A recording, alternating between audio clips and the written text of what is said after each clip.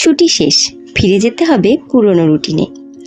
এই কদিন রাতে ঘুম না হলে সকালে দেরি পর্যন্ত ঘুমানো যেত, কিন্তু এখন আর তা হবে না। ঘুম হোক বা না হোক, উঠতে হবে ভোরবেলা। তারপর আছে নাস্তা তৈরি করা, টিফিন প্যাক করা, রেডি হওয়া, আর ব্যাগটিতে সব ঠিকঠাক আছে কিনা তা দেখে নেওয়া। ভোর 4টেতে উঠেছি, এখন বাজে 5:30।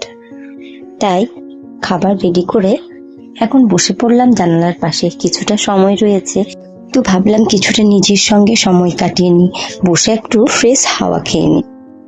জানো তো, এই গ্রীষ্মের ছুটিতে আমার দৈনন্দিন জীবনের সেরকম কিছুই পরিবর্তন ঘটেনি।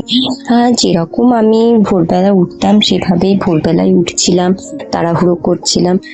শুধুমাত্র একটা জিনিস পরিবর্তন হয়েছিল, যেটা হচ্ছে কিনা আমার মেয়ের সাথে অনেকক্ষণ টাইম পাচ্ছিলাম আমি সকালবেলা, কিন্তু এখন সেটা মিস করব। এখন আর তার সাথে এতক্ষণ শুয়ে থাকতে পারবো না।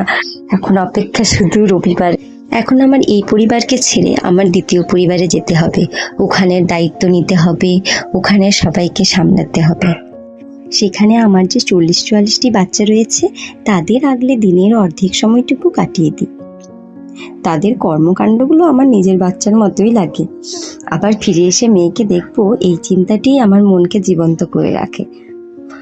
মুহূর্তটা কঠিন হলেও তাকে এভাবেই ছেড়ে চলে যেতে হয়। সব ছুটি একদিন শেষ হয়ে যাবে, কিন্তু মায়ের ভালোবাসা তা তো শেষ হওয়ার নয়। চলো আবার কাজে ফেরা যাক।